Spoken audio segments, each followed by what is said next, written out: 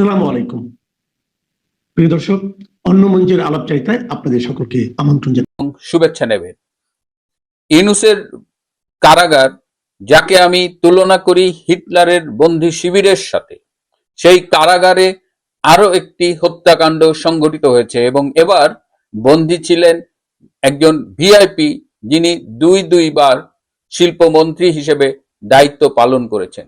নরসিংদী ৪ আসনের মনোহরদী এবং বেলাবো এলাকার ৫ বারের নির্বাচিত সংসদ সদস্য নুরুল মজিদ হুমায়ুন আজ সকাল ৮:৩০টার দিকে ঢাকা মেডিকেল কলেজের আইসিইউতে মারা গেছেন।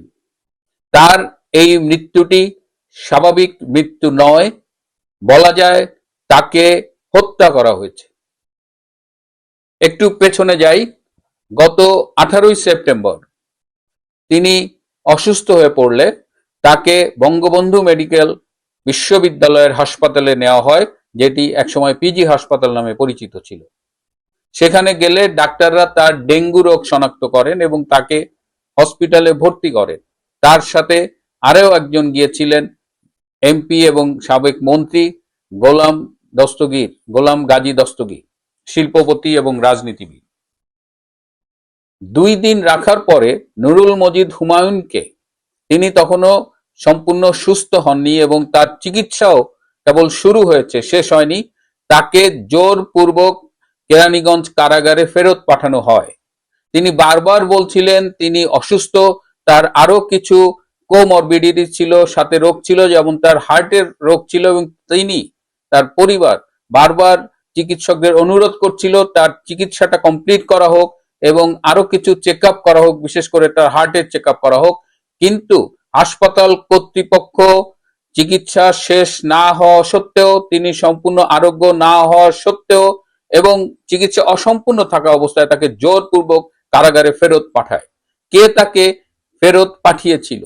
আমি আজ ঢাকা শহরে খোঁজ নিয়ে জানলাম যে বর্তমানে যে বঙ্গবন্ধু মেডিকেল ইউনিভার্সিটির যে ডিরেক্টর হিসেবে দায়িত্ব পালন করছে ব্রিগেডিয়ার মোসলেউদ্দিন, এই ব্রিগেডিয়ার মোসলেউদ্দিন মোটামুটি হাসপাতালে একটা ত্রাসের সৃষ্টি করেছেন। তিনি বলেছেন যদি কোনো আওয়ামী লীগ বা তার অনুসারী সংগঠনের নেতা কর্মী চিকিৎসার জন্য আসেন, তাহলে যত দ্রুত সম্ভব তাকে কারাগারে ফেরত পাঠাতে হবে। তিনি চিকিৎসকদের উপরে একটা আনডিউ প্রেসার ক্রিয়েট করে রেখেছেন এবং যদি কাউকে ভর্তি করা হয় তাহলে হি ডাজেন্ট কেয়ার চিকিৎসা শেষ হলো কিনা, তিনি ক্রমাগত প্রেসার করেন যে এখনো কেন এই কয়েদিকে বা এই ভর্তি আসামিকে কেন কারাগারে ফেরত পাঠানো হচ্ছে না। এবং যারা এই সব আওয়ামীপন্থী রোগীদের, আওয়ামী লীগের রোগীদের চিকিৎসা করেন, সেই সব চিকিৎসকদের রীতিমতো ভর্ৎসনা করেন এই ব্রিগেডিয়ার মোসলেউদ্দিন।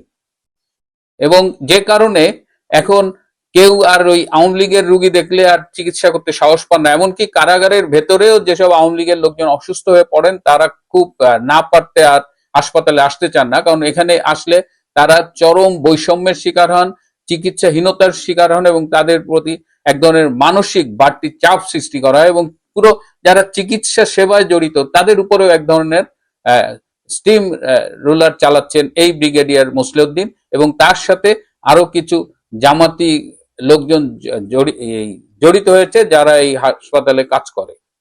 তিনি নুরুল মজিদ হুমায়ুনকে ফেরত পাঠানোর পরে তিনি হাসপাতালের, তিনি যে ডিভিশনের যে রুমটায় থাকেন সেই রুমে আরো ৩ জন থাকেন, এক রুমে এখন ৪ জন।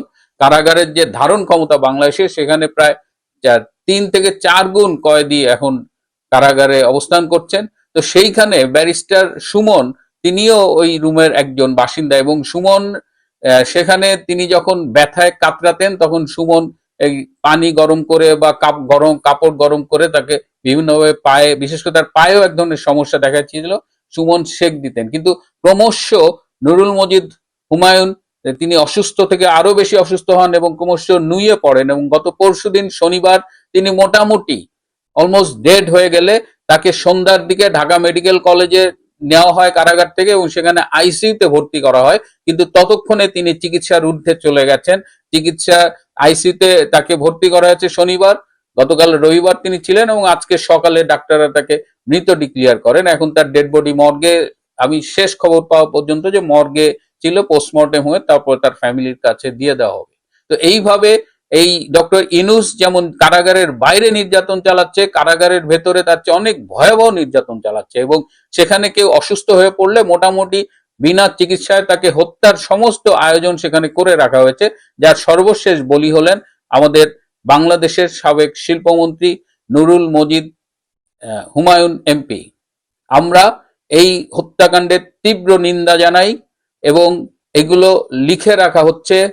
এই যে নুরুল মজিদ হুমায়ুনকে বিনা চিকিৎসায় সুপরিকল্পিতভাবে হত্যা করা হলো, এই হত্যার বিচার বাংলার মাটিতে হবে। তাকে যে হত্যা করেছে, সেই হত্যার সাথে জড়িত এই ব্রিগেডিয়ার মহসিন উদ্দিন, এই আর্মি মেডিকেল কোরের, তার নামটাও আমরা লিখে রাখলাম।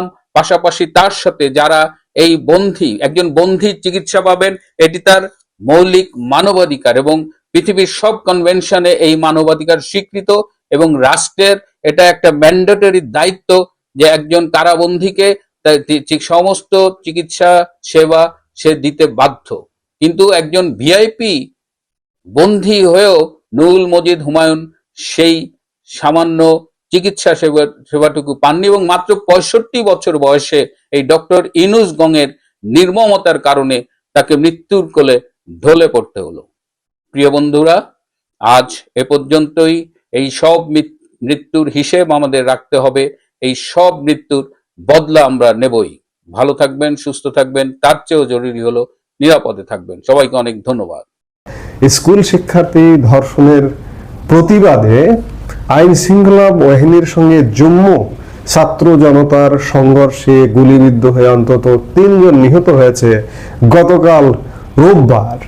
এই ধর্ষণের ঘটনা, এই মামলার পরে একজন আসামি গ্রেপ্তার হওয়া, সেখানকার পরিস্থিতি শান্ত হয়নি।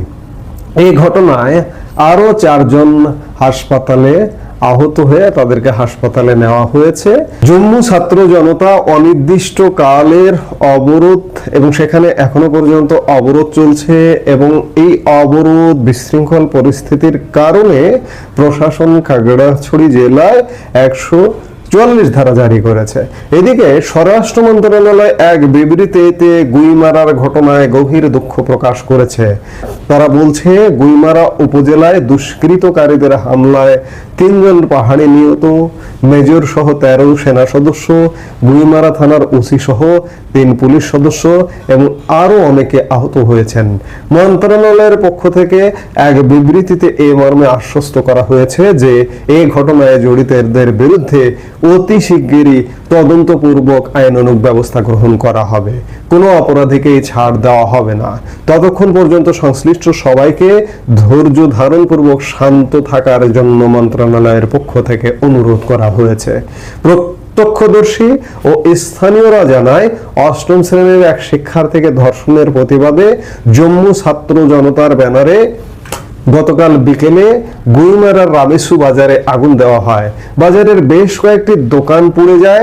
আগুন ছড়িয়ে গেলে আশপাশের ঘর বাড়িও ক্ষতিগ্রস্ত হয়। বাজারটি চট্টগ্রাম খাগড়াছড়ি সড়ক থেকে প্রায় 100 গজ দূরে অবস্থিত। আগুনের ভিডিও সোশ্যাল মিডিয়ায় ছড়িয়ে পড়ে। গতকাল দিনের দ্বিতীয় অর্ধ থেকে আমরা আগুনের ভিডিও এবং সহিংসতা ছড়িয়ে পড়বার দেখছি সোশ্যাল মিডিয়ায়।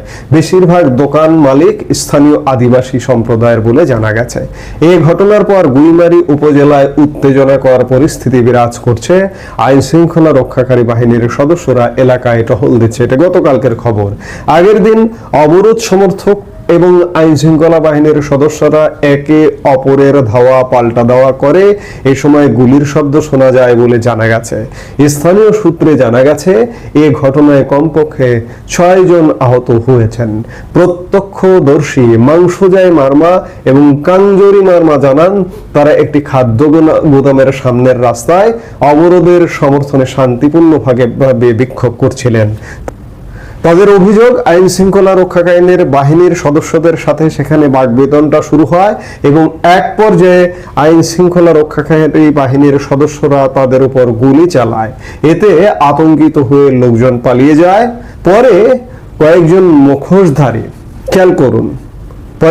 মুখোশধারী প্রায় 20-25 জন এসে রামেসু বাজার এবং আশপাশের বাড়ি ঘরে লুটপাট করে আগুন ধরিয়ে দেয় বলে অভিযোগ করেন তারা। একটি ধর্ষণের ঘটনা ঘটেছে।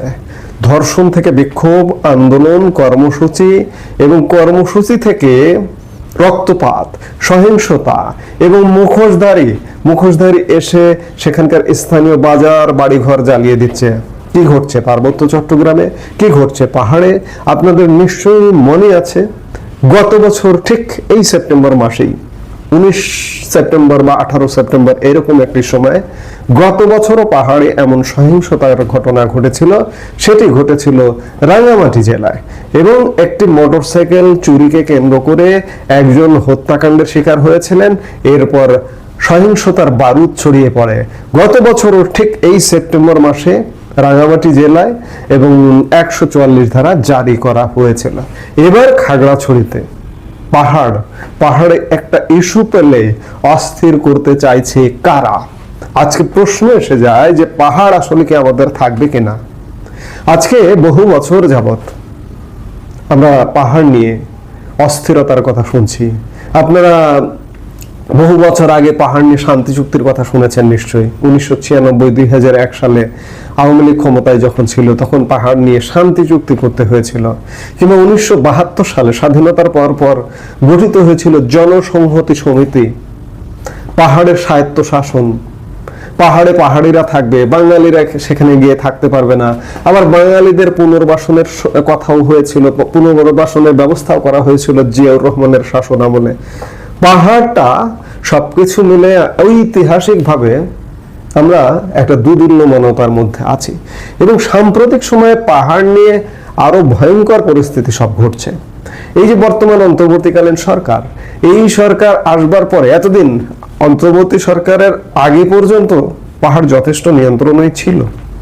গত সেপ্টেম্বরে পাহাড়ে অস্থিরতার ঘটনা ঘটলো। আবার 1 বছর পর একটা ঘটনাকে কেন্দ্র করে অস্থিরতার ঘটনা ঘটলো। আপনারা মনে আছে নিশ্চয়ই আপনাদের যে পাহাড়ের ওপারে ভারতের রাজ্য, ভারত এবং মিয়ানমার ঘেরা ওই অঞ্চলটা আপনাদের মনে আছে নিশ্চয়ই যে বিশেষ করে মিয়ানমার সীমান্ত নিয়ে একজন পররাষ্ট্র উপদেষ্টা বলেছিলেন যে সীমান্তে রাষ্ট্র বহির্ভূত গোষ্ঠীর নিয়ন্ত্রণে সেখানে আমাদের কিছু করার নেই।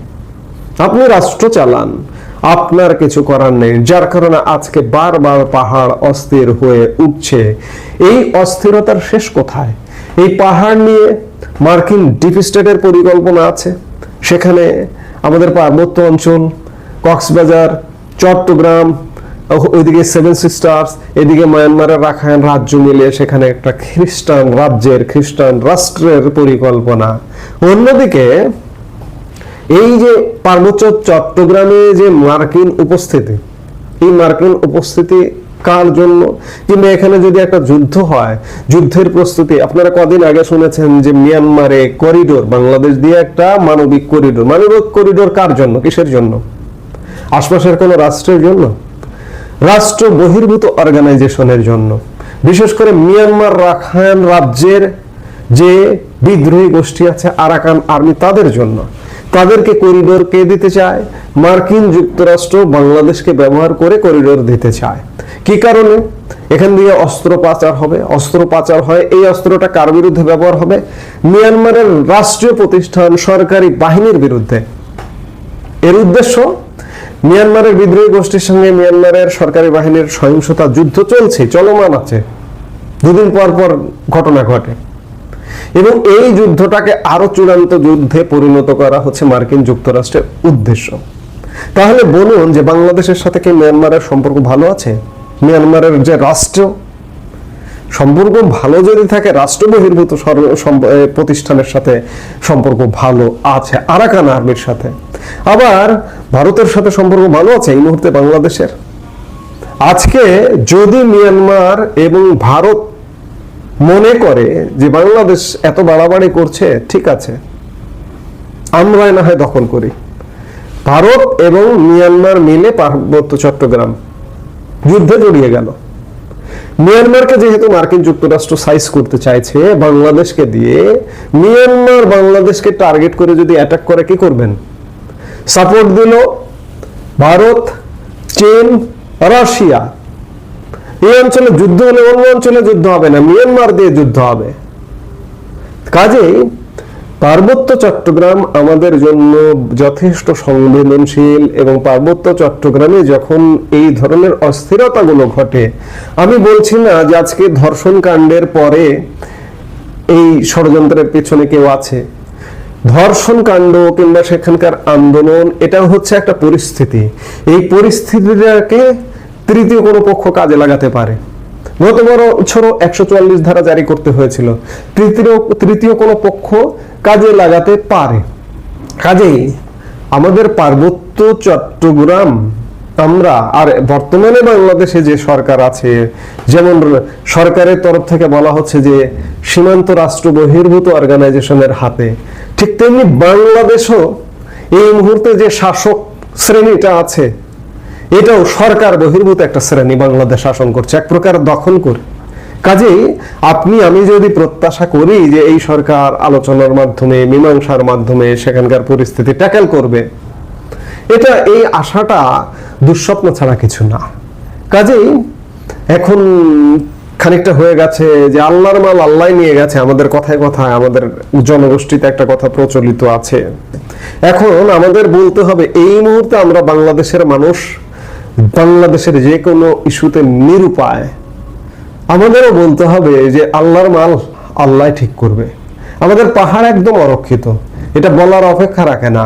আজকের যে পাহাড়ে এই মুহূর্তে যে সহিংসতা চলছে, এই সহিংসতা শেষ পর্যন্ত কোথায় নিয়ে দাঁড় করায় এটা বলা কঠিন, কারণ ইতিমধ্যে অনেক উস্কানিমূলক কথাবার্তাও বলা হচ্ছে। সবকিছুর পেছনে ভারত দায়ী, সবকিছুর পেছনে আওয়ামী লীগ দায়ী। গতকালকে একজন সমন্বয়ক, এখন এনসিপি নেতা আব্দুল হান্নান মাসুদ বলেছেন যে ভারতীয় ষড়যন্ত্রের পাহাড়ে এগুলো হচ্ছে। কিছু হলেই ভারত। এই ছেলেটা ছোট্ট একটা ছেলে, এদের মাথায় কি এত কিছু কাজ করে?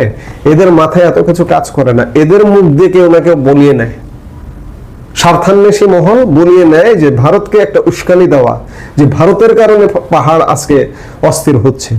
কথায় কথায় ভারত খোঁজে। আজকে যে মার্কিন যুক্তরাষ্ট্র এখানে এসে এগুলোকে বিচ্ছিন্ন করবার প্রচেষ্টা চালাচ্ছে, সেগুলো কিন্তু বলে না। কথায় কথায় ভারত খোঁজে। ভারত যদি মিয়ানমারের কে পৃষ্ঠপোষকতা করে ভারত, চায়না, রাশিয়া পার্বত্য চট্টগ্রাম নিয়ে একটা লীলা খেলা খেলতে চায়, যদি খেলে, তাহলে কি করবেন? এই পার্বত্য চট্টগ্রাম যদি মিয়ানমার, ভারত মিলিয়ে দখল করে নিল বা কিছু একটা করলো, ভারতের জন্য তো সুবিধা। এবং পার্বত্য চট্টগ্রামের একটা বড় অংশ মনে করে যে যে কোনো মুহূর্তে তারা স্বাধীনতারও কথা বলতে পারে, কিংবা তারা এমনটাও বলতে পারে যে আমরা বাংলাদেশের মধ্যে থাকবো না, আমরা ভারতের মধ্যে চলে যেতে পারি। এমন অবস্থাও কিন্তু আছে।